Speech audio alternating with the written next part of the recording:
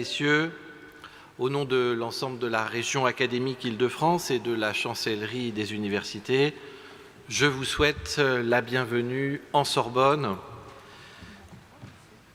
C'est encore le temps des vœux et donc je me permets de vous présenter à tous mes vœux de réussite, de santé, de bonheur pour 2024. Je commencerai par saluer l'Académie des sciences morales et politiques. Depuis 2020, notre partenariat désormais établi permet à des milliers de lycéens d'accéder au savoir d'académiciens de renom. Et nous tenons à vous accueillir dans cet endroit, la Sorbonne, et précisément le grand amphithéâtre, qui symbolise parfaitement le cycle de conférences des académiciens en Sorbonne. Derrière moi, un petit peu caché par l'écran, vous avez le bois sacré, peint par Puvis de Chavannes, qui représente des allégories, de l'éloquence, de la philosophie, de l'histoire, de la science et de la poésie. Nous abordons à travers ce cycle de conférences des sujets très variés, avec des grands noms dans le domaine des neurosciences, de l'histoire, de la géographie, de la politique. Depuis la rentrée, nous avons eu le privilège de recevoir le secrétaire perpétuel, Bernard Stirn, et Dominique Sénéquier, la grande chef d'entreprise. Et aujourd'hui, nous avons l'honneur de recevoir Monsieur de la Rosière, un ancien haut fonctionnaire d'exception. J'insiste sur la chance que vous avez de le voir aujourd'hui parmi nous. Monsieur, vous êtes d'abord diplômé de Sciences Po, vous avez passé des licences en lettres, en littérature, vous êtes énarque, vous appartenez au cercle très restreint des hauts fonctionnaires qui ont dirigé une organisation internationale de premier plan. Vous avez commencé votre carrière en France en tant qu'inspecteur des finances et vous avez notamment été à la tête de la très prestigieuse direction du Trésor. Et puis vous avez été directeur général du Fonds monétaire international. Et puis vous avez été gouverneur de la Banque de France, président de la Banque européenne pour la reconstruction et le développement. C'est une carrière tout à fait exceptionnelle qui fait de vous un témoin privilégié des crises financières qui se sont succédées lors de notre dernier demi-siècle. Et c'est en cette qualité que vous allez aujourd'hui évoquer l'illusion financière, pour reprendre le titre de votre livre, dans laquelle nous sommes, selon vous, plongés. C'est le titre, je l'ai dit, d'un livre que vous avez publié en 2022 et que vous qualifiez volontiers de cri d'alarme. Je vous laisse bien entendu la primeur de développer plus avant votre propos. Disons simplement que la financiarisation a atteint des proportions jamais observées auparavant, du moins en temps de paix. Et selon vous, les conséquences pour nos sociétés sont très graves, avec un endettement qui augmente, un investissement qui diminue, et puis le chômage des jeunes, et enfin, et surtout, des inégalités sociales qui se renforcent, minant notre cohésion sociale, notre cohésion nationale. En France, 10% des plus aisés détiennent 60% des actifs. Il y a aussi cette question fondamentale de la transition écologique. Pour vous, les banques centrales doivent rester concentrées sur la stabilité des prix pour que la transition soit la plus efficace possible. Pour d'autres, comme la directrice actuelle de la Banque centrale européenne, Christine Lagarde, elles doivent continuer à soutenir des entreprises performantes d'un point de vue écologique. Votre conférence permettra à nos élèves de mieux comprendre ces notions. Nul doute que vous avez largement entendu parler d'inflation ces derniers mois. Tout augmente, les courses pour vos parents, au supermarché, le chauffage, l'électricité. Je crois qu'il est important de comprendre les ressorts de cette inflation de notre système financier, car c'est aussi une question intimement démocratique. Or, en tant que citoyen ou futur citoyen, tous les élèves que vous êtes seront amenés à voter au cours des prochaines années. Je suis sûr que vous aurez, cher monsieur l'académicien, que vous saurez aborder ces questions de manière très pédagogique, comme à votre habitude. Et comme à chaque fois, votre temps d'exposé, si vous l'acceptez, sera suivi d'un temps d'échange. Et j'espère que les questions de nos élèves, comme d'habitude, seront nombreuses. Pour terminer, je souhaite à nouveau vous remercier de nous faire l'honneur de votre présence ce matin. Dans un monde, on se qualifie de polycrise, mais en tout cas de plus en plus numérique, ces rencontres physiques dans le grand amphithéâtre de la Sorbonne, entre les élèves, c'est-à-dire vous, le futur ciment de la nation, et les institutions que nous représentons, l'Académie des sciences morales et politiques, avec toute sa sagesse et toute son expérience, les gens qui, comme moi, sont aux affaires pour vous mener vers le meilleur, eh bien, je pense que c'est important de pouvoir cultiver la curiosité, le plaisir de l'échange, de l'argumentation, qui forment nos valeurs humanistes, comme nous le rappelle chacun des grands hommes qui sont autour de nous. Et sans plus tarder, je vous laisse, monsieur l'académicien, la parole. Merci beaucoup. Merci.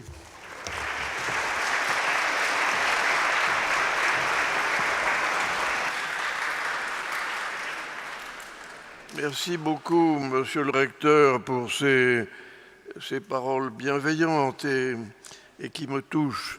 Je voulais vous remercier très particulièrement pour cette initiative. Je voulais aussi remercier tous les élèves qui sont présents parce que vous me faites un très grand plaisir en m'invitant dans le grand amphithéâtre de la Sorbonne. J'ai fréquenté ces lieux il y a très longtemps, parce que je suis un homme âgé, dans les années 45, 46, 47. Et j'ai conservé le souvenir de l'amphithéâtre, qui est un des plus beaux centres intellectuels, de culture, d'enseignement qui existent dans le monde. Et donc, on a tous beaucoup de chance d'être ici ce matin.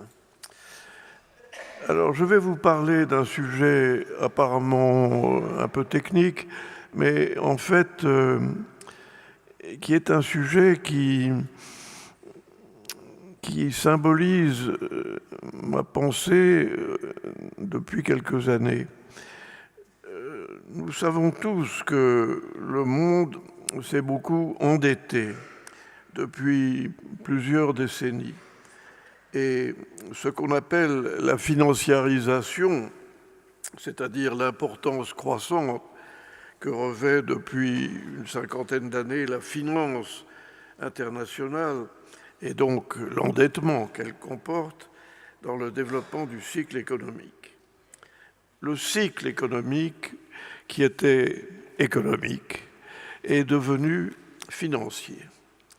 Et il a atteint des proportions jamais observées auparavant, du moins en temps de paix. Mais vous me direz quelle est la gravité de ce phénomène, quelles sont ses conséquences sur la solidité de notre système économique et financier, sur le fonctionnement de l'économie et peut-être même sur l'avenir de nos sociétés. Depuis longtemps, je me posais ces questions. Elles me semblaient d'autant plus importantes qu'elles sont très peu étudiées et que nos élites dirigeantes apparaissent davantage tentées de recourir à l'endettement que de réfléchir aux conséquences de leur penchant. Et plus j'avançais dans cette recherche, plus je découvrais des phénomènes inquiétants, plus dangereux que je ne l'avais imaginé au départ. Et je vais vous en faire part. Je procéderai en 3 étapes brèves. Premièrement, quelle est l'ampleur du phénomène de la financiarisation. Deuxièmement, quelles sont les conséquences les plus importantes de cette dépendance croissante à la finance? Et enfin, comment en sortir?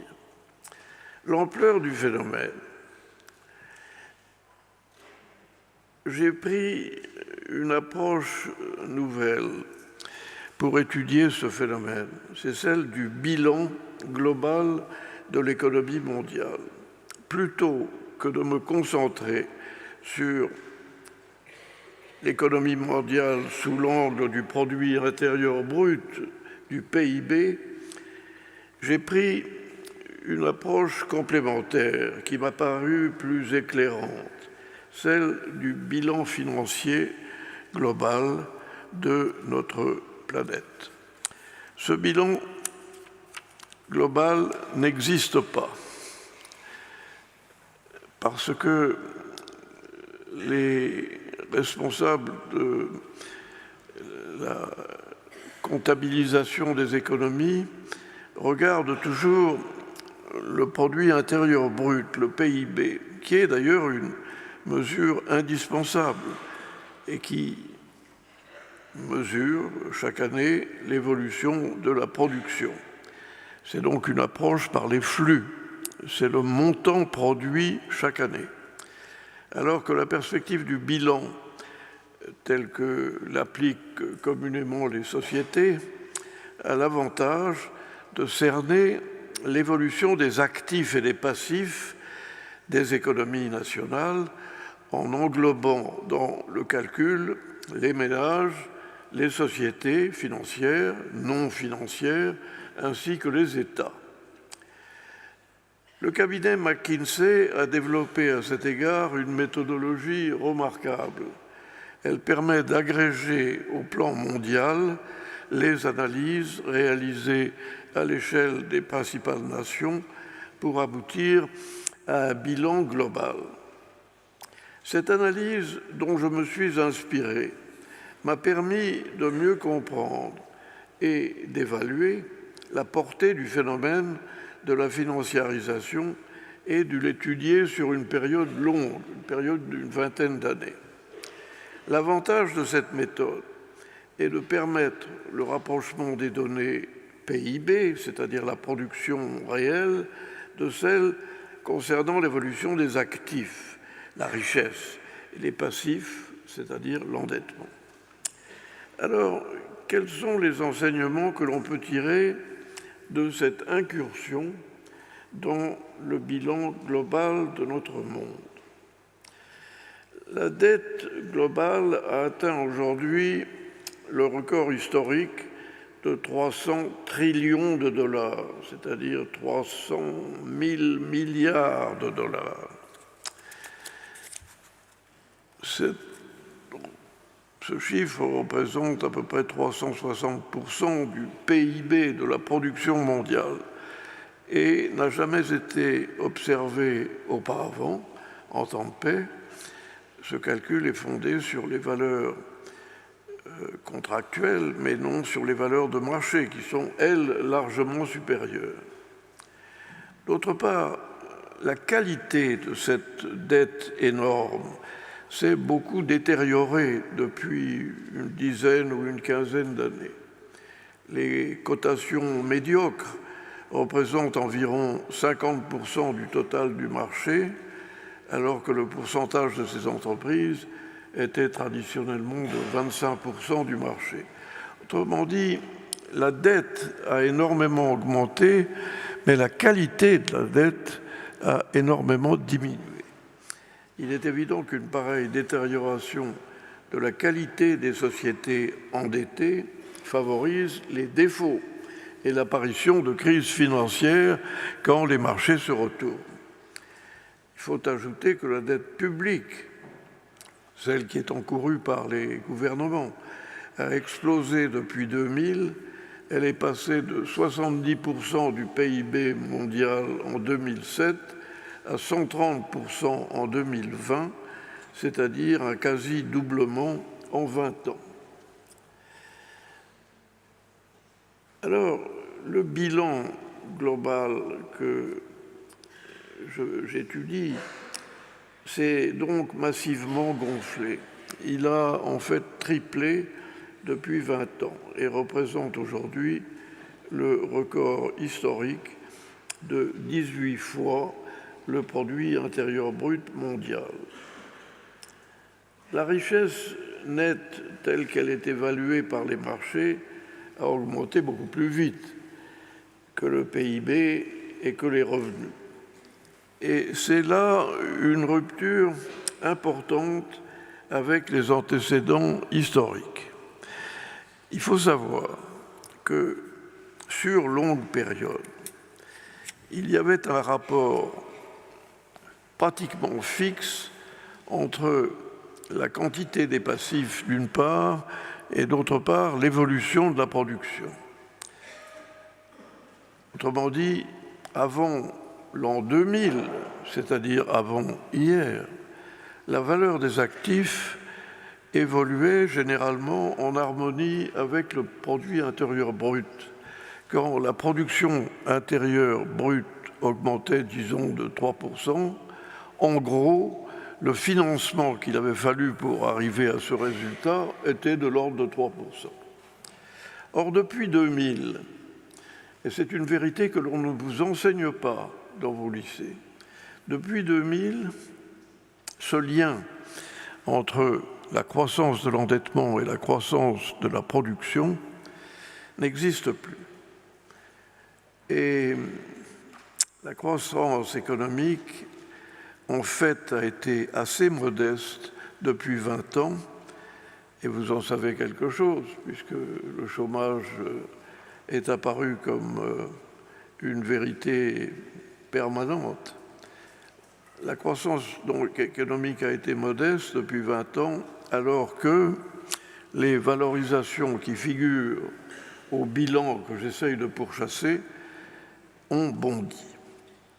Alors, vous me direz, peut-être, les valorisations ont augmenté, l'endettement a augmenté, les actifs aussi, et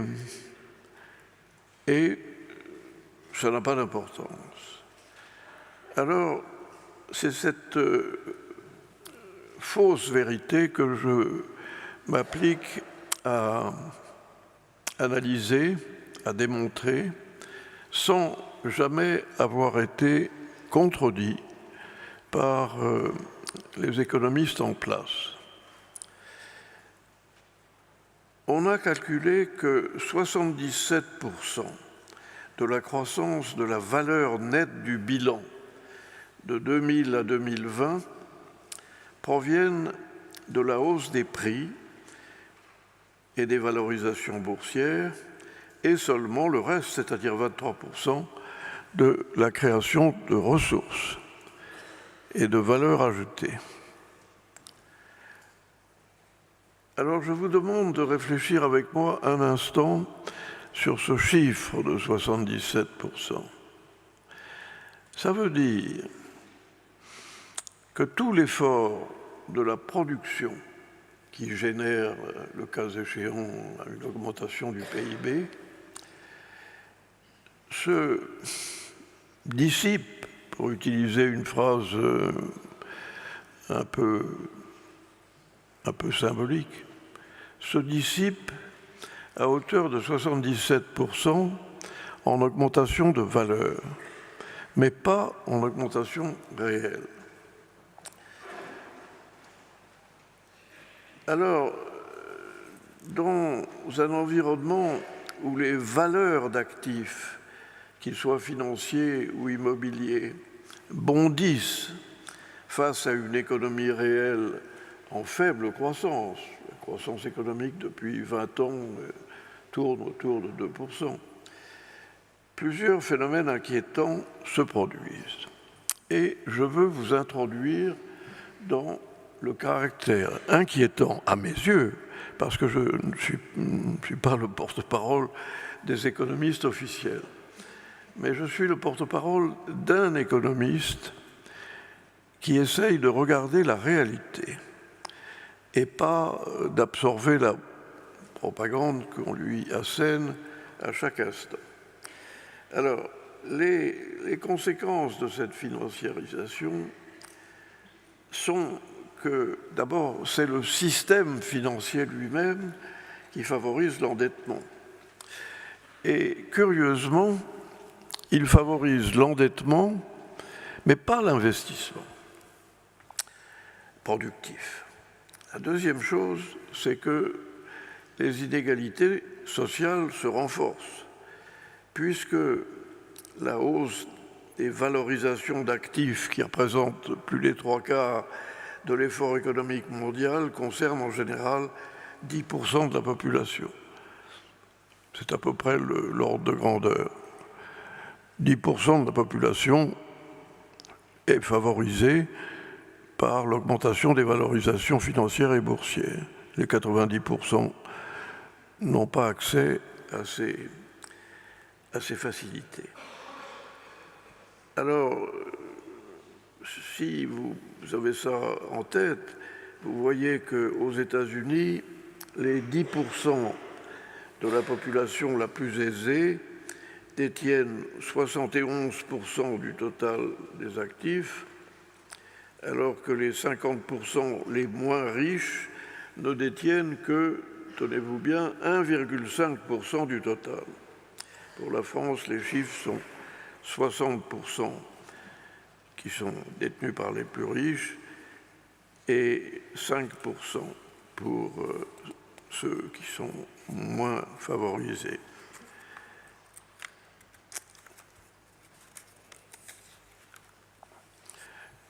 Troisième point,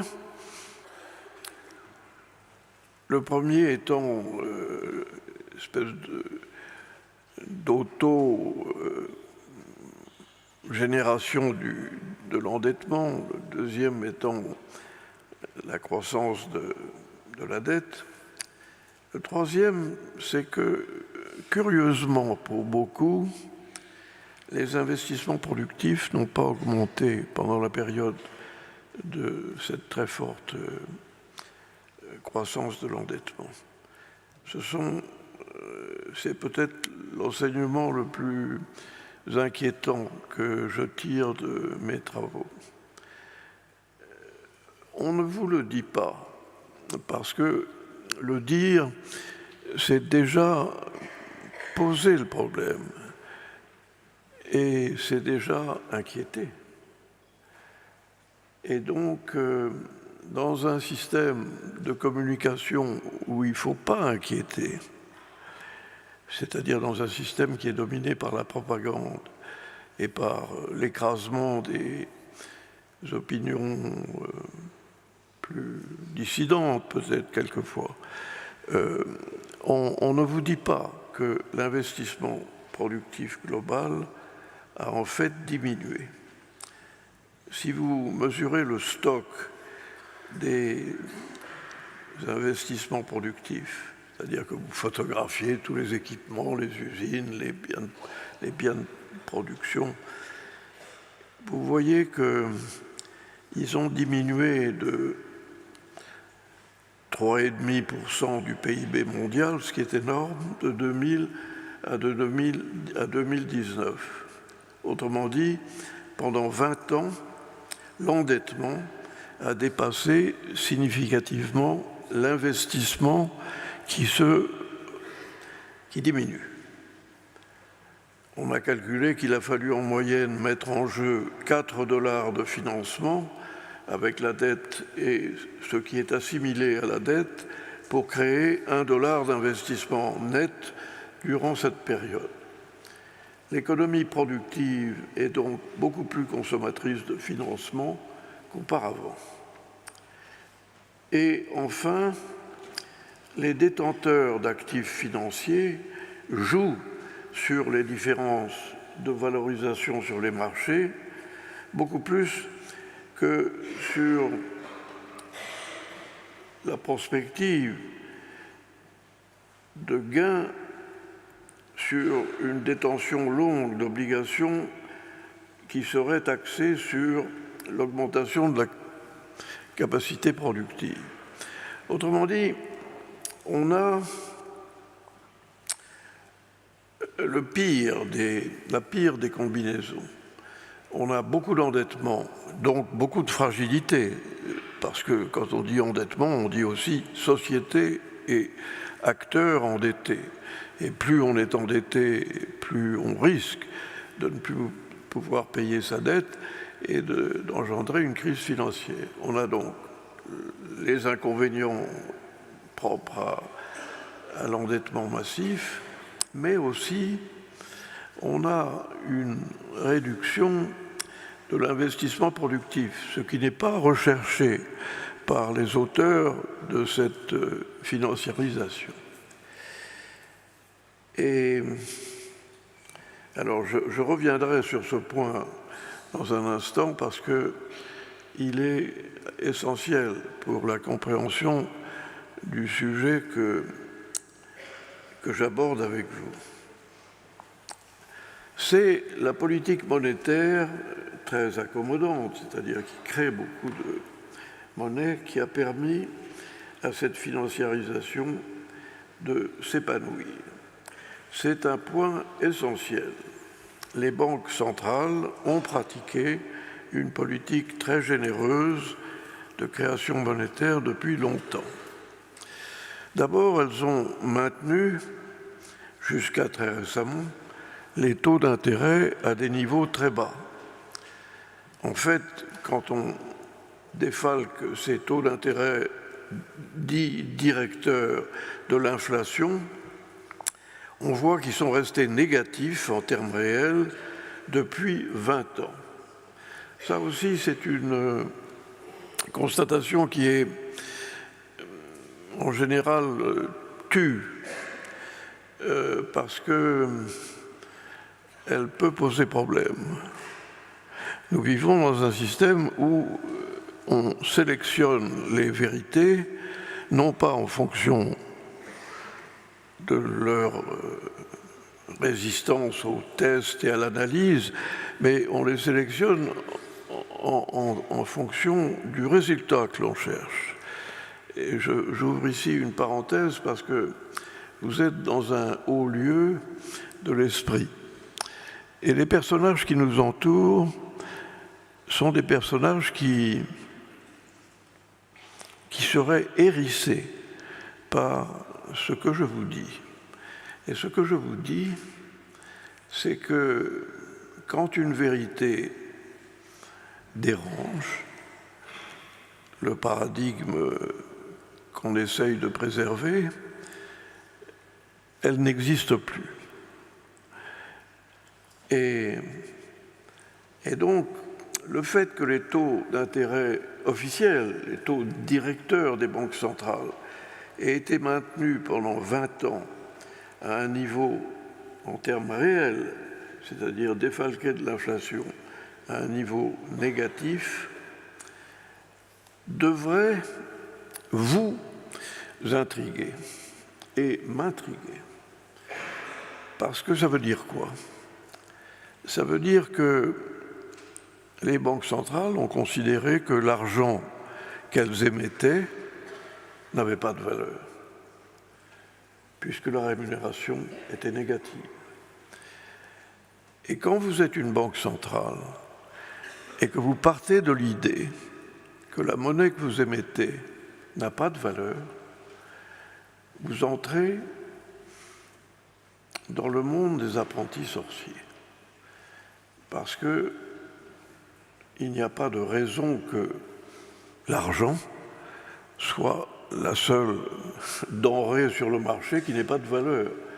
Si vous fabriquez de la farine, vous considérez que vous avez produit un effort, que vous avez payé des salaires pour arriver à ce résultat et que la farine, ça vaut quelque chose. Et le quelque chose que ça vaut est fixé par le marché, par l'offre et la demande de farine. Mais la monnaie, c'est différent. La monnaie, ça se crée et ça n'a pas de valeur. Alors c'est une réflexion dans laquelle je veux vous conduire, parce que si vous estimez que la monnaie n'a pas de valeur, et même a une valeur négative, ce qui a été le cas pendant une vingtaine d'années, vous avez des conséquences qui s'en suivent et qui sont absolument faramineuses. Et la première conséquence, c'est l'augmentation de l'endettement. Puisque la Banque centrale me permet de m'endetter et que ça ne coûte rien, puisque je n'aurai pas à payer de rémunération sur l'épargne que j'ai catalysée, allons-y. Et c'est ce mariage entre le taux d'intérêt zéro en termes réels et la croissance de l'endettement qui est l'élément vicieux du paysage que je suis en train d'explorer avec vous. En plus de ce que je viens de dire et qui est un peu général, il y a eu une volonté de la part des banques centrales d'acquérir des quantités croissantes d'obligations, notamment des obligations émises par les États pour financer leur déficit budgétaire. Les banques centrales ont acheté des titres financiers dans des proportions massives. Si vous prenez par exemple le stock d'actifs financiers achetés par la Banque centrale des États-Unis, c'est-à-dire la Fed, vous voyez que la valeur de ces actifs était traditionnellement de l'ordre de 20% du PIB et c'est monté à 42% en 2022, une vingtaine d'années après. Et pour la Banque centrale européenne, c'est encore plus saisissant puisqu'on est passé de 16% en termes de PIB en 2008 à 74% en 2022 en ce qui concerne ces achats. Alors, il faut bien comprendre que plus une banque centrale achète sur le marché des actifs financiers, plus leur valeur augmente et plus le taux d'intérêt diminue. Si les banques centrales, tout d'un coup, et ça a été tout d'un coup, à partir de 2008, pénètrent le marché des titres pour en acheter des quantités démesurées, comme il y a beaucoup de demandes de la part des banques centrales, les prix de ces actifs augmentent. Et quand les prix des actifs augmentent, le taux d'intérêt qui leur est attaché diminue. Alors, cette politique continue. Elle s'est arrêtée maintenant, depuis 1 an et demi, mais cette politique continue de création de liquidités par les achats de banques centrales a eu des effets délétères. Elle a favorisé la détention de placements courts au détriment d'obligations productives à long terme. C'est la fameuse trappe à liquidité que craignait le grand économiste Keynes. Il disait que les taux d'intérêt devaient être suffisamment bas pour favoriser l'investissement. Mais il disait aussi qu'il ne fallait pas que les taux d'intérêt soient trop bas. Parce que s'ils étaient trop bas, ça a été le cas des 20 dernières années où il était à zéro, s'ils sont trop bas et que vous supprimez toute rémunération sur les actifs financiers, plus la tentation des épargnants, qui sont des êtres rationnels, sera de choisir des placements très liquides, c'est-à-dire des comptes en banque ou même des billets que l'on met sous son oreiller. Ces actifs, certes, ne sont pas mieux rémunérés que les actifs longs, mais au moins ils présentent l'avantage de ne pas courir de risques et de pouvoir être mobilisés à tout instant quand on veut en faire quelque chose. Alors, j'ai voulu étudier cette caractéristique de la trappe à liquidité de Keynes en ce qui concerne l'économie, en particulier l'économie européenne. Et ce que j'ai vu, c'était que la théorie de Keynes était totalement appliquée. C'est-à-dire que si vous regardez l'évolution depuis 20 ans de la part la plus liquide des investissements des ménages européens, c'est vrai pour la France, c'est encore plus vrai pour l'Allemagne et les autres, vous voyez que cette part super liquide, si je puis dire, augmente d'une manière asymptotique. Et donc, la conséquence de cette super liquidité des épargnes, c'est qu'elles ne se portent plus sur des projets représentatifs de croissance économique à long terme, parce qu'à ce moment-là, le risque qui est encouru quand on décide d'immobiliser son épargne pour une période longue, pour accompagner un projet écologique, le risque qui est un risque de détention longue d'une obligation et qui est un risque aussi de réussite ou de pas réussite de la filière qu'on a choisie. Ce risque, si vous ne le rémunérez pas, ce qui a été le cas depuis 20 ans, vous ne le prenez pas. Et vous gardez votre argent liquide.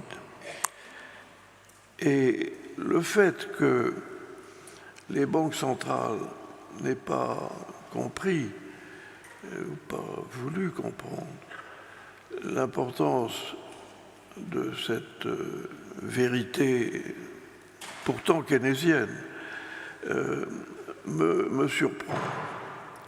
Autrement dit, on a voulu favoriser l'investissement puisque l'argent ne coûtait plus rien. La réaction normale de qui que ce soit, de vous, de moi, c'est de penser que si l'argent ne vaut rien, chic alors je vais investir. Et c'est une contre-vérité. C'est pas chic alors je vais investir. C'est tant pis, je ne suis plus rémunéré sur mon épargne, je vais la garder sous forme ultra liquide. Et le fait que les épargnants se soient détournés des actifs risqués à long terme qui n'étaient plus rémunérés pour aller sur du court terme absolu a été délétère pour l'évolution de l'investissement. C'est une des grosses responsabilités dans le caractère très, très modeste de la croissance que nous avons connue depuis une vingtaine d'années. Alors, on peut donc légitimement se poser la question pourquoi les banques centrales n'ont-elles pas mieux surveillé la hausse du crédit et pourquoi elles ont laissé les taux d'intérêt calculés en termes réels inférieurs à zéro pendant de longues années. Alors mon livre et mes recherches donnent une réponse à ce qui apparaît comme une énigme. Et cette réponse est la suivante. L'environnement inflationniste a été faible jusqu'en 2021. Le vieillissement de nos populations qui freine la demande et aussi la globalisation qui a laissé entrer dans le monde avancé les produits en provenance de pays émergents comportant de très faibles coûts de main-d'œuvre, qui a détérioré de la sorte la compétitivité des entreprises occidentales, explique la faiblesse de l'inflation observée dans les années 2000 à 2020. L'inflation d'équilibre, celle qui permet d'éviter à la fois la déflation et l'hyperinflation, se situait en fait au cours de ces années autour de 1% par an. Mais au lieu de laisser le champ libre à cette inflation d'équilibre, les banquiers centraux ont voulu à tout prix pour des raisons que je n'ai pas réussi à pénétrer, ils ont voulu à tout prix atteindre le chiffre magique de 2% d'inflation par an. Or, cet objectif était à la fois arbitraire et en contradiction avec les données réelles du marché.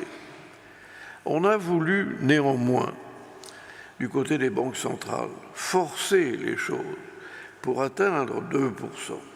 Et ce faisant, on a créé une surliquidité qui a fini en 2021 par se traduire par la forte inflation actuelle qui a atteint jusqu'à 10% par an, qui s'est un peu améliorée et qui est aggravée par la hausse des prix de l'énergie et des matières premières, mais qui n'est pas le seul fruit de l'augmentation des matières premières.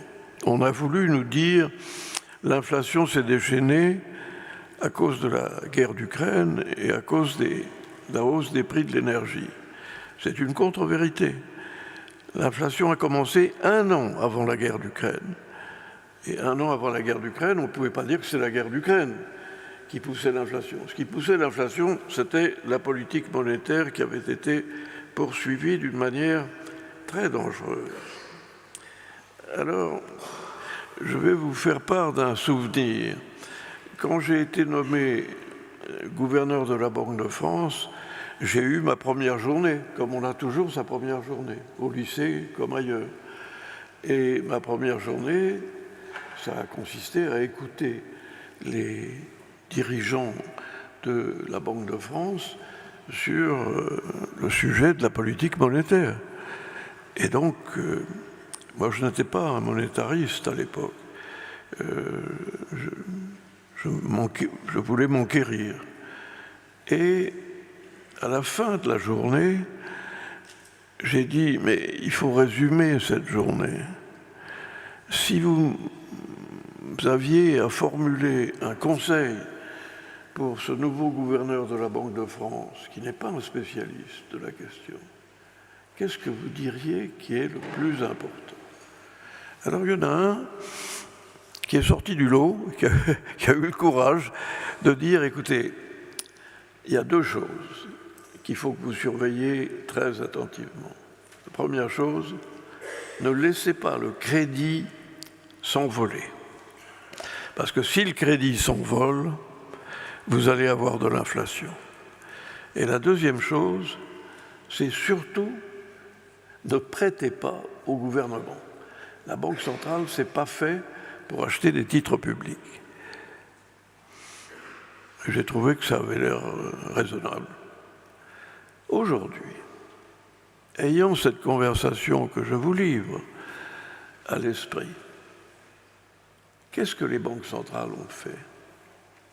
Elles ont laissé le crédit augmenter sans la moindre correction, le moindre freinage, et elles ont acheté massivement des titres publics, c'est-à-dire qu'elles ont massivement aidé les pouvoirs publics à financer leur déficit budgétaire.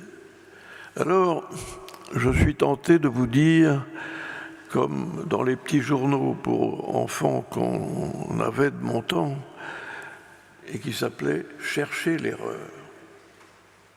Il y avait 2 dessins qui étaient apparemment les mêmes, mais il y avait un petit détail. Dans un des dessins, c'était ça l'erreur. Et je me suis souvent dit, chercher l'erreur.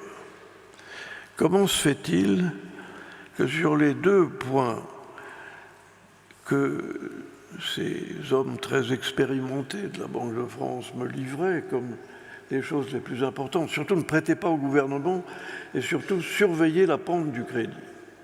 Pourquoi ces 2 choses, non seulement n'avaient pas été un élément de mise en garde, mais avaient été puissamment aidées par la politique monétaire actuelle?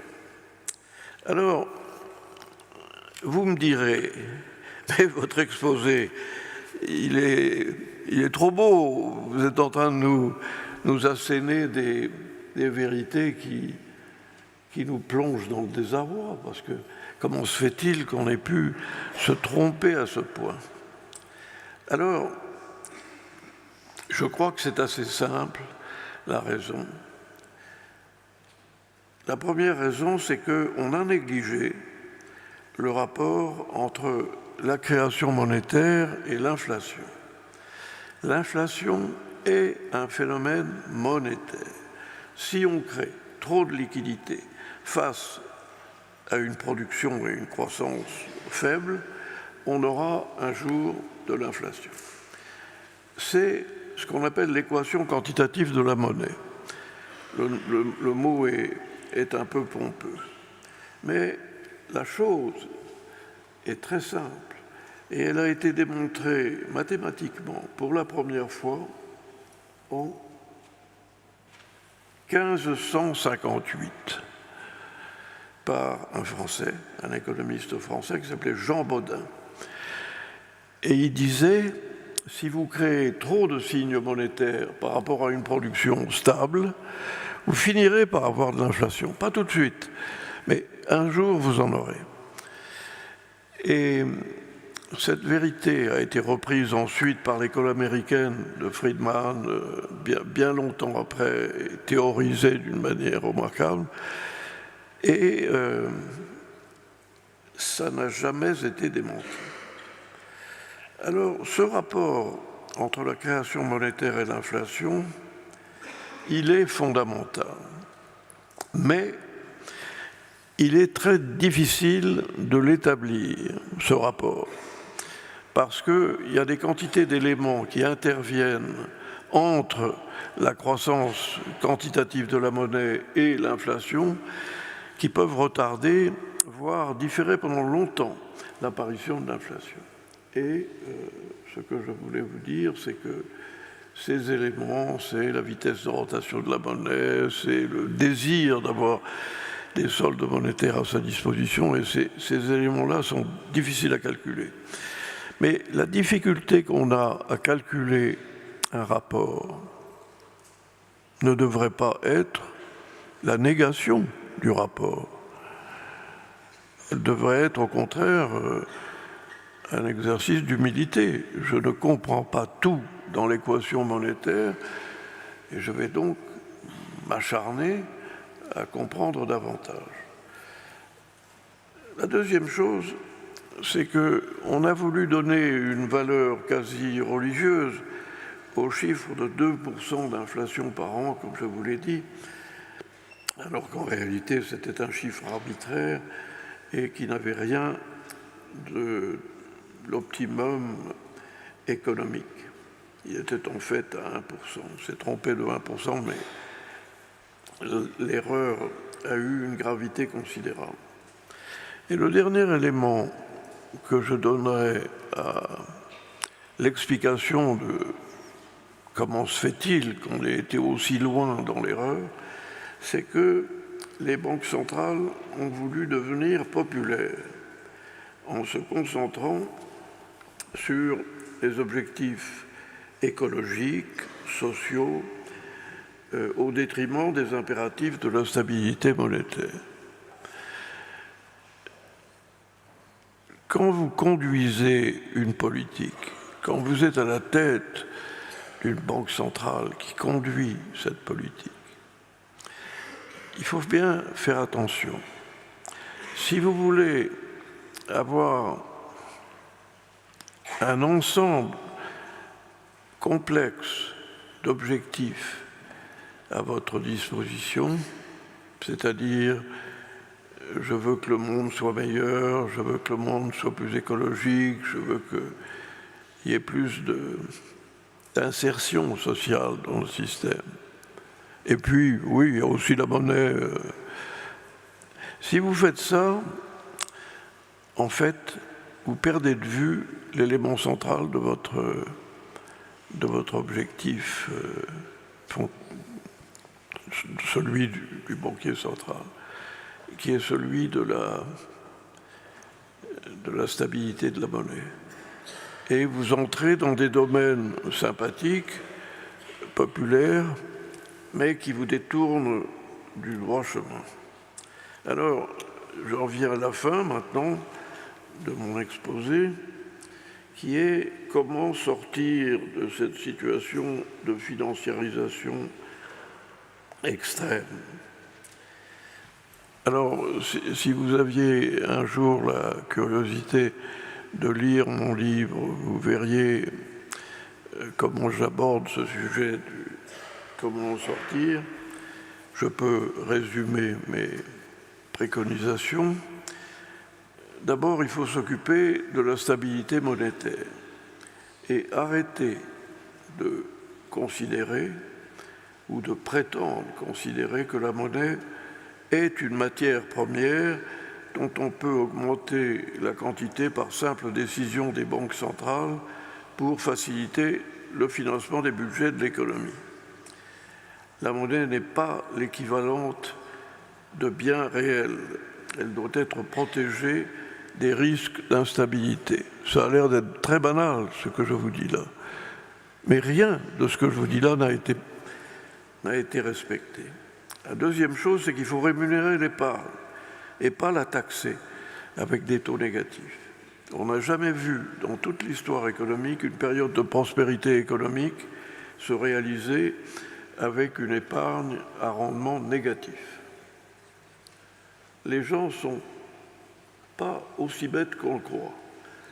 Si on leur demande de canaliser leur épargne à long terme et qu'en bout de compte, ils vont recevoir quelque chose de négatif, c'est-à-dire une taxe, ils préféreront garder leur argent en liquide. Et c'est la deuxième chose. Et enfin, il faut mettre l'accent sur la croissance réelle du produit intérieur brut, sur les gains de productivité, sur une rémunération salariale adéquate et pas 77% de l'effort dans des valorisations qui ne sont profitables qu'à une toute petite quantité de personnes.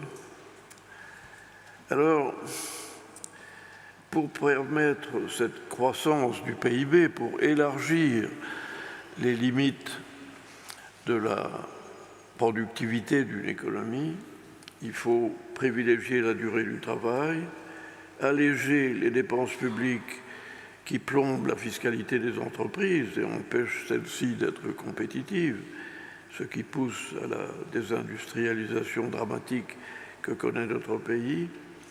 Il faut rééquilibrer le système des retraites, qui est en France le plus coûteux du monde. C'est pas compliqué, c'est le plus coûteux. Et alors on a fait un effort modeste dans cette direction. Il faut favoriser le long terme plutôt que le court terme, ce qui suppose une rémunération positive de l'épargne. Il faut éliminer les dépenses publiques discutables, génératrices de déficit budgétaire, au profit de dépenses de recherche, de formation, d'éducation. Nous sommes confrontés à une mutation intellectuelle de grande ampleur. Il faut s'y préparer et favoriser le capital humain. Il ne faut pas croire aux vertus d'un paradigme qui a subrepticement glissé vers l'encouragement aux valorisations d'actifs financiers plutôt que la rémunération du travail, à la formation et à la production. Nos élites dirigeantes, et il y a un oxymore dans cette expression, ont présidé depuis 2 ou 3 décennies à la destruction du tiers de notre industrie manufacturière. Comme disent les jeunes, il faut le faire. C'est un résultat phénoménal.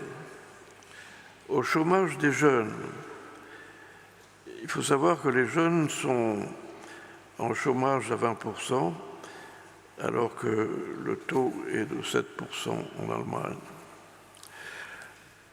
Ils ont présidé au record de la dépense publique. Notre dépense publique en termes de PIB est proche de 60%, alors que la moyenne européenne est inférieure à 50%. Leur action a été dominée par la peur des réformes structurelles. Et tout ça s'explique en grande partie par une dépendance extrême à la dette et à l'incapacité d'entreprendre des réformes qui sont peut-être politiquement difficiles, mais qui sont indispensables. Alors, la transition écologique ne pourra pas s'effectuer sur les bases que je viens d'indiquer, car si on veut la réussir, cette transition écologique, il va falloir mobiliser de l'épargne. Il est illusoire de penser que ce sont les gouvernements exsangues qui ont tous des dettes publiques massives qui vont pouvoir financer directement les investissements productifs de l'avenir. C'est une illusion. Cette réorientation de l'épargne qu'on a voulu pourchasser pendant 20 ans est importante et possible. D'autres l'ont réalisée, mais elle suppose deux choses. D'abord, qu'on comprenne le problème, qu'on ait une vision, et deuxièmement, la volonté de le faire. Et je ne vois pour le moment dans nos élites dirigeantes, comme on dit, ni vision, ni volonté. Et donc, on s'occupe de ce qui est superficiel, on s'occupe de la longueur des robes, on s'occupe de beaucoup de choses qui ont trait aux mœurs, mais on ne s'occupe pas de l'avenir de vous, de vos enfants. On ne s'occupe pas de la capacité de notre économie à nous faire réussir nos vies. Et on est tributaire d'une addiction, c'est comme la drogue, à la dette. Et en dehors de la dette, pas de salut. Alors, je ne suis pas de cette vue-là. Mon appel est un appel corrosif, pour ne pas dire révolutionnaire. Vous avez devant vous un vieillard qui ose penser d'une manière un peu différente de la propagande générale. Et je vais conclure par un souvenir. C'était en 1940. Aucun d'entre vous n'était né, mais moi j'étais né. Et en 1940, j'avais 11 ans. Et je me souviens comme si c'était hier. Les Allemands étaient en train d'envahir la France à une rapidité phénoménale. Ils avaient développé cette tactique, cette stratégie plutôt, de la percée des chars à toute vitesse. Ils ne s'occupaient pas de savoir s'il y avait de la logistique derrière. Ils pensaient qu'à une chose, c'était à foncer. Et ils ont foncé. Et moi, j'avais 11 ans. Et à 11 ans, on n'est pas idiot, on écoute. Ma mère mettait tout le temps la radio pour avoir les nouvelles. Et qu'est-ce que j'entendais à la radio? J'entendais, et j'ai encore la voix du speaker. Il disait que l'armée française était en train de battre les Allemands, qu'elle répondait avec une réactivité et un courage à la percée allemande, et qu'on allait voir. Et en même temps que j'écoutais ça, je regardais par la fenêtre. Et qu'est-ce que je voyais? Je voyais ce qu'on appelait la débâcle, c'est-à-dire des populations entières qui fuyaient l'arrivée des Allemands et qui allaient vers le sud, ne savaient même pas où elles allaient. Et c'était des chariots, des voitures, des vélos, des vieillards, des enfants. Et je me disais, et c'est ça que je veux partager avec vous, comment se fait-il que dans l'état dramatique de la débâcle française qui était là à la perception de tous. Comment se fait-il que, j'appelais ça des grandes personnes, pouvaient mentir de cette manière et honter, parce qu'il n'y avait aucun rapport entre la réalité et ce que disait le speaker. Et de cette anecdote m'est venue une chose, et c'est peut-être elle qui est la plus importante de cet exposé. C'est qu'il ne faut pas croire les grandes personnes, comme je disais à l'époque, pour ce qu'elles vous racontent. Il faut les croire dans la mesure où ce qu'elles racontent est vrai. Et ça, c'est quelque chose qui peut vous servir toute votre vie, parce que 90% de ce que vous entendez, ce que vous voyez dans les journaux, que vous voyez à la télé, c'est de la propagande.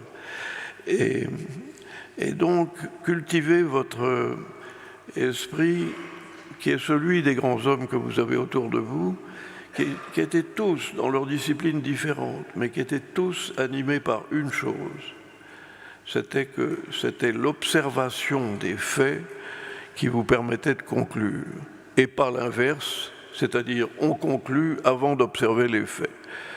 Voilà, je vous remercie pour votre écoute.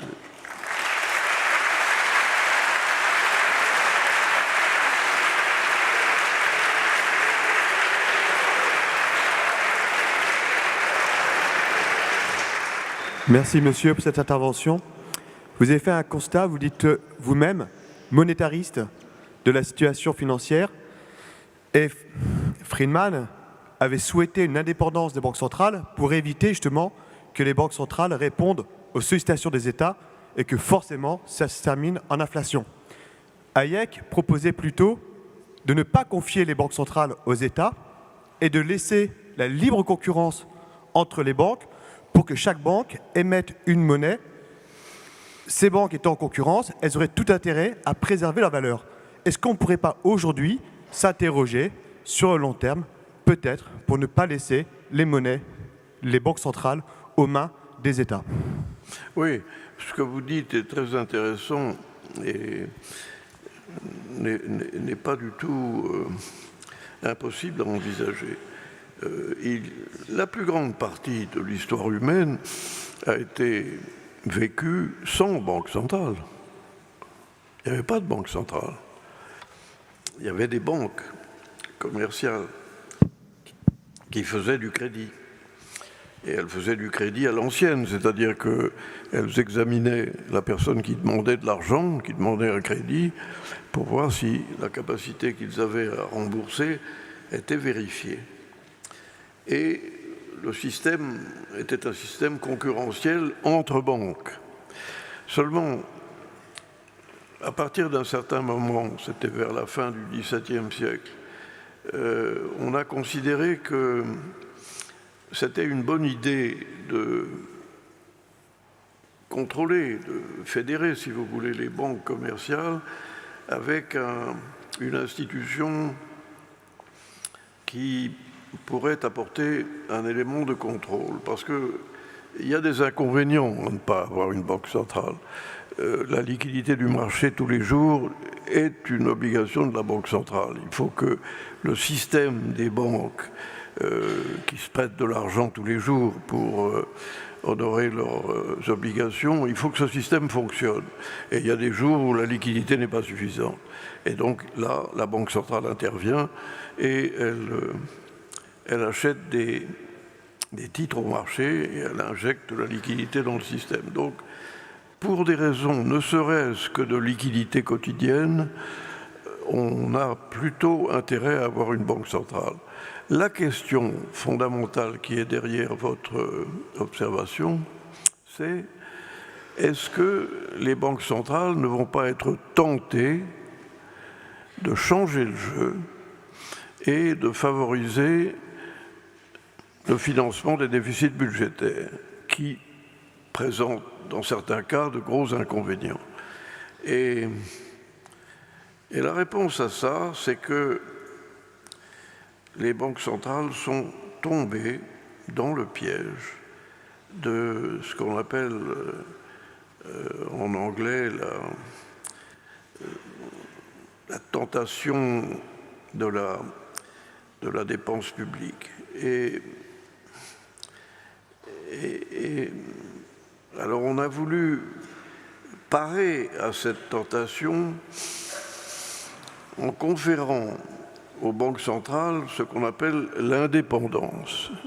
C'est-à-dire qu'on a dit vous ne financerez des États que si vous, dans votre sagesse collective, vous le considérez comme normal.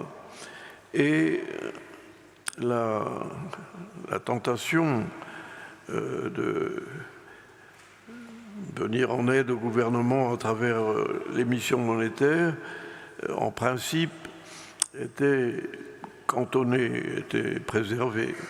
Mais en fait, les banques centrales sont tombées dans ce piège parce que, sans qu'elles acceptent de le reconnaître, elles ont considéré que le fait d'assurer de l'argent au gouvernement à très faible taux était quand même positif. Et c'était ce que mon représentant de la Banque de France me disait le premier jour. Il me disait surtout, faites pas ça. Et donc, le système a glissé. Et l'indépendance des banques centrales, qui devait nous préserver de ces excès, n'a pas fonctionné. Et moi, j'ai une théorie là-dessus qui est très personnelle. Je pense que ce qui est important, ce n'est pas l'indépendance légale de la banque centrale. Ce qui est important, c'est l'indépendance des gens qui la dirigent. Si vous avez des gens vraiment indépendants à la tête des banques centrales, ils ne font pas ce qui a été fait. Et quel que soit le système juridique en place. Ma question est assez bête, mais elle a le mérite d'être sincère. Vous parlez abondamment de propagande. J'aimerais des explications sur ce terme et à qui profite cette propagande et qui la développe. Je vous remercie. Qui la développe? C'est les gens qui sont en place. Imaginez-vous un instant que vous êtes le ministre des Finances d'un pays comme la France et qu'on vous dise que vos collaborateurs, type de l'ENA, avec complet croisé, vous disent « Mais monsieur le ministre, ne vous en faites pas, vous n'avez pas besoin de faire des réformes, puisque de toute façon, vous pouvez accéder à l'argent sur les marchés et que cet argent ne vous coûte rien. Et même, il peut vous rapporter quelque chose quand les taux sont négatifs. » Est-ce que vous croyez que ce ministre va vous dire « Non, non, non, je m'abstiens de cette tentation et je vais affronter le pays sur des réformes ». Non, le propagandiste est incité à propager la propagande quand ça lui est profitable. Et le taux d'intérêt zéro, c'est la drogue absolue. Donc, c'est eux qui sont avantagés par la propagande. La propagande, ça consiste à adapter la vérité telle qu'elle est, telle qu'on la conçoit, telle qu'on l'observe, de l'adapter de façon à ce qu'elle soit plus polissée, elle soit plus lisse, elle soit plus agréable à entendre. C'est ça le désir du propagandiste. Et c'était le désir de ce qu'on appelait les actualités à l'époque où je vous parlais en juin 40. Pas trop de vagues. Disons les choses qui plaisent. Et en démocratie, comme d'ailleurs en non-démocratie, ce qui est important, c'est de partager avec le public les problèmes qu'on a. c'est pas de décréter une propagande, c'est de rechercher la vérité. Alors ça, c'est une conception démocratique qui est la mienne, qui n'est pas très répandue.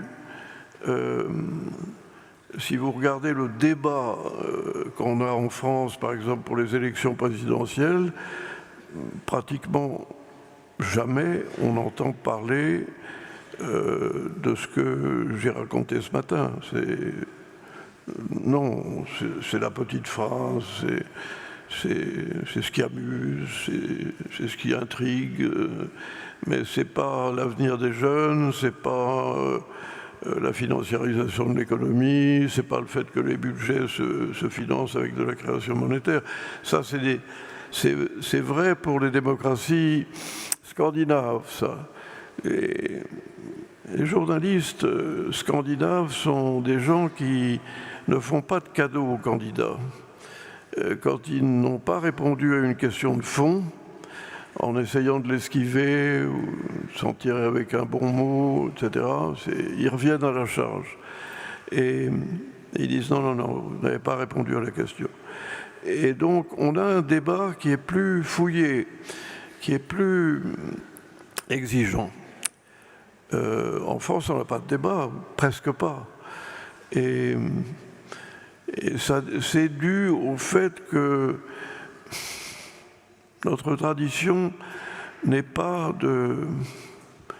d'enquêter, de rendre plus difficile. Les journalistes sont très largement responsables de ça. Ils considèrent que tout ce monde-là, c'est un monde qui se connaît, qui eux-mêmes vivent de subventions publiques. On ne s'attaque pas.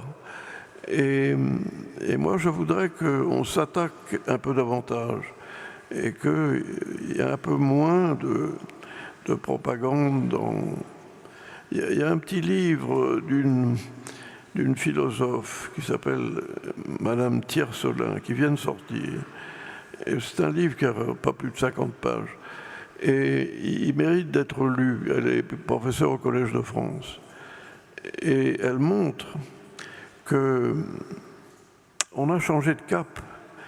Autrefois, c'était l'observation qui permettait de dégager des lois, des correspondances, des rapports, et on travaillait sur cette observation.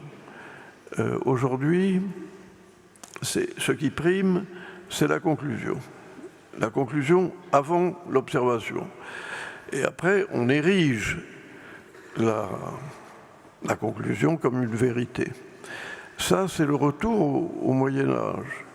C'est ce qu'on avait à l'époque où l'Église disait à Galilée, non, la Terre ne tourne pas autour du Soleil, la Terre est centrale, la Genèse le dit. Et nous sommes, à mon avis, dans une période en dehors des sciences dures, où, en tout cas pour les sciences humaines, on est en régression intellectuelle, c'est-à-dire qu'on met le résultat recherché comme la conséquence intellectuelle de la vérité, et ce n'est pas vrai. C'est un vrai sujet, ça, c'est un sujet qui dépasse complètement mon exposé. Mais ce qui m'intrigue, c'est que tout ce que je raconte dans ces livres, et j'en ai un autre en préparation qui va sortir, n'est jamais critiqué, on n'a jamais dit c'est une erreur, c'est pas vrai, il n'y a pas eu de financiarisation. Et les conséquences de la financiarisation ne sont pas celles que vous indiquez. Je n'ai jamais reçu une critique de ce genre. Et je me dis que si j'avais vraiment déraillé dans mon analyse et dans le fait de tirer les conséquences, on m'aurait eu au tournant, on ne m'aurait pas fait de cadeau. Donc, soyez prudents, regardez les faits, il y avait un grand géographe, je crois que c'était Brune, qui disait à ses étudiants en géographie, commencez par observer. Ne dites rien, vous observez et vous racontez ce que vous avez observé en matière géographique. Et la deuxième étape, c'est observer. C'est toujours observer. Deuxième étape. La troisième étape, quand vous avancerez dans vos observations, peut-être qu'à ce moment-là, vous pourrez établir des liens, des rapports entre les événements, les éléments que vous avez observés. Et peut-être que vous pouvez trouver des constances dans ces liens. Et quatrième et dernière étape, peut-être qu'un jour, vous pourrez énoncer des lois, mais peut-être que ça vous arrivera jamais dans votre vie professionnelle. Ça, c'était une attitude scientifique. Observez les faits. Essayez de comprendre les faits. Voyez s'il y a des rapports. Et des rapports qui tiennent la route.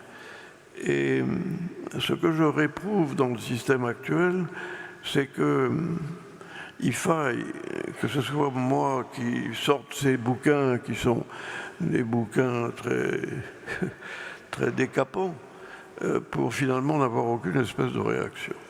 Et c'est dommage, parce que ça mériterait au moins une discussion. M. de la Rosière se trompe sur toute la ligne. Ben, je n'avais jamais entendu ça. Et donc, cultivons le débat, cultivons la compréhension des faits. Essayons de nous comporter un peu comme Galilée, qui disait « moi je veux bien, mais j'ai regardé l'étude, j'ai fait l'étude des astres, et je peux vous dire que la Terre, elle tourne. » Et pour moi, c'est un exemple. Alors, ce n'est pas un exemple absolu, parce qu'il a fini par abjurer. Force de la propagande. Il a été convoqué devant un tribunal religieux qui lui a dit « votre enseignement est en contradiction avec la Genèse ». Parce que la Genèse dit que Dieu a créé la terre au centre de tout le système. Et vous, vous dites que non, que la Terre, elle tourne autour d'un astre. Et c'est intolérable. Et Galilée, qui voulait avoir la paix, parce que l'Église avait mille moyens de le persécuter, a fini par signer l'abjuration. Il disait qu'il s'était complètement trompé. Et il avait un copain près de lui pendant qu'il signait. Et il disait au copain à haute voix « Eppure gira » et pourtant elle tourne la terre. Et donc il avait gardé sa liberté d'esprit, mais il s'était quand même soumis à la propagande. Et c'est une belle histoire parce qu'elle montre la fragilité humaine aussi. T'es un homme comme un autre. Voilà, merci beaucoup mes amis.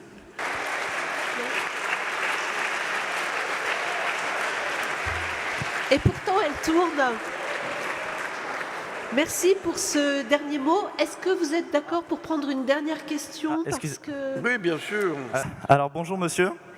J'avais une question. Vous avez parlé du fait que la Banque Centrale Européenne s'engage dans des politiques socio-économiques plutôt que purement économiques, alors que sa fonction primaire est de stabiliser la monnaie et a le devoir d'être apolitique.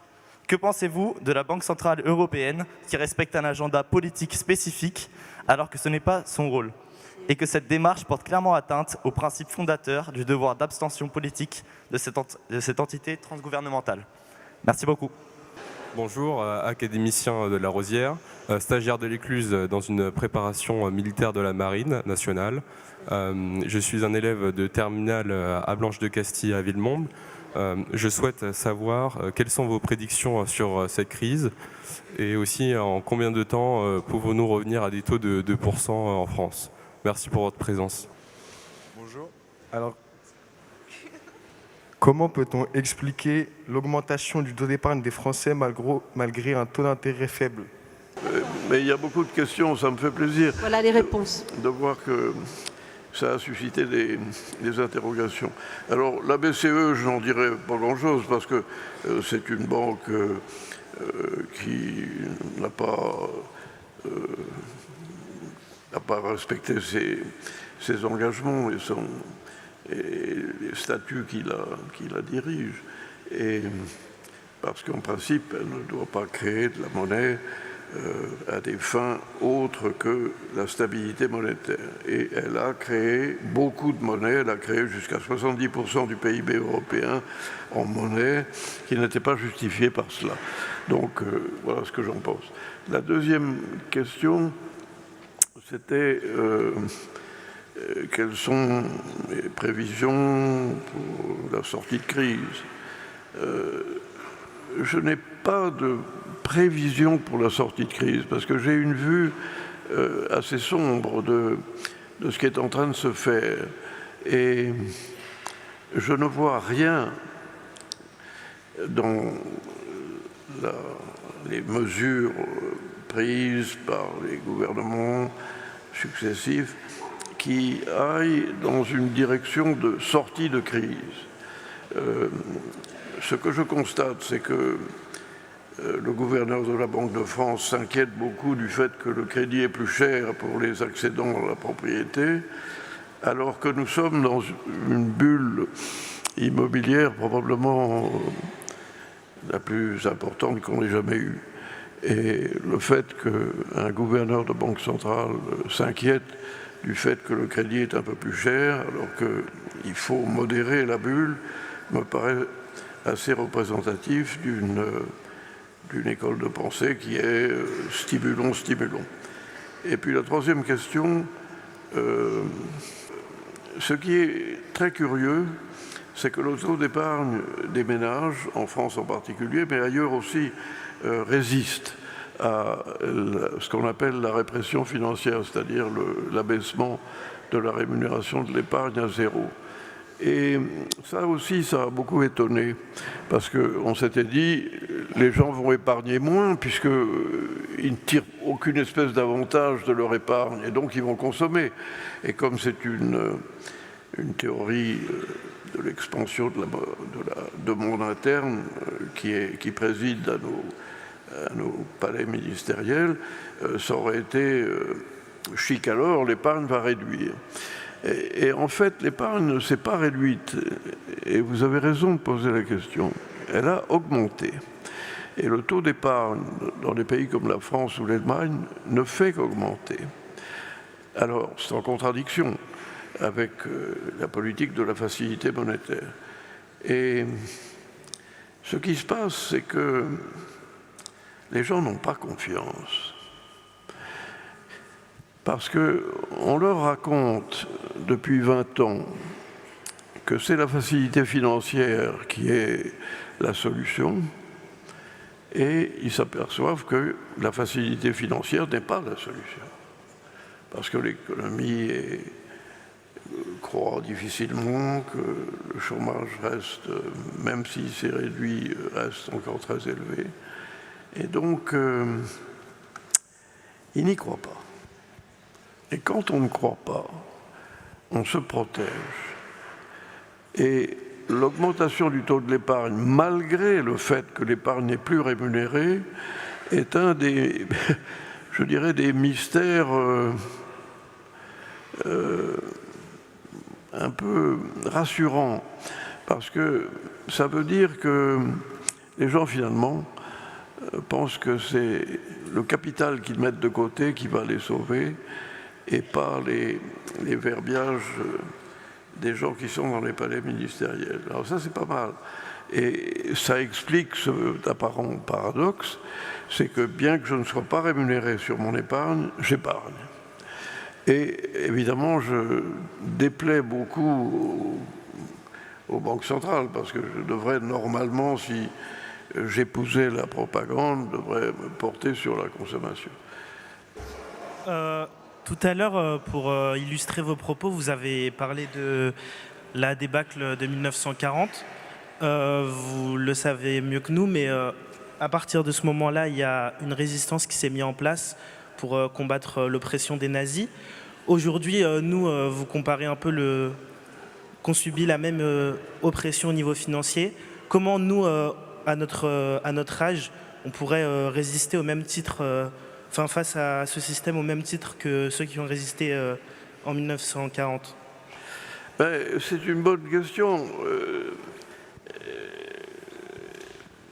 Ce qu'il faut, c'est ce que vous pouvez faire, vous, les élèves qui sont présents aujourd'hui, chacun d'entre vous, c'est de garder une interrogation face à ce qu'on vous raconte et vous dire, est-ce que c'est vrai ?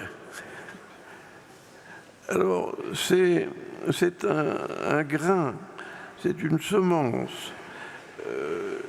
Ça n'a pas beaucoup d'influence immédiate, mais posez-vous la question, parce que on énonce tant de contre-vérités dans le monde actuel que rien que de dire « est-ce que c'est vrai ?» c'est d'abord un acte de résistance intellectuelle parce que vous posez la question. Et d'autre part, ça vous aidera parce que petit à petit, l'étudiant, il y a un parcours dynamique là. Vous êtes des élèves. C'est unilatéral. Vous recevez des choses qui viennent d'en haut, de vos profs. Bon, c'est normal. Mais dans votre vie d'étudiant, si vous avez une vie d'étudiant, vous allez dépasser le stade de la réception passive de la vérité qu'on vous enseigne. Et c'est là que le petit ferment dont je parle va être utile. Parce que quand vous ferez des études supérieures, on ne vous assènera pas des vérités. On vous demandera de faire des recherches, de lire des choses. Et quand vous lirez des choses, vous verrez que c'est des choses diverses.